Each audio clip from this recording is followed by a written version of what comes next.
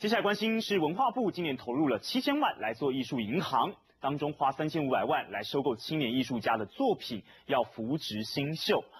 原本是好事一桩，但现在艺术界提出批评了，说这样一做反而是贬低艺术家的作品，因为收购平均价格只有10万块，让收藏家痛批文化部根本不懂艺术，破坏行情，恐怕让艺术市场沦为22K 的噩梦。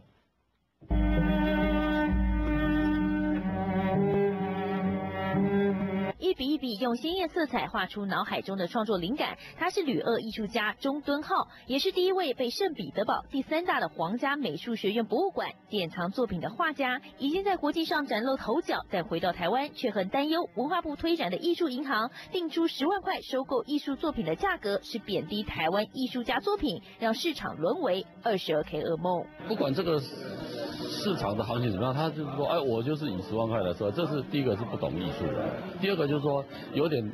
打压艺术家的这个发展空间，在整个价格上是被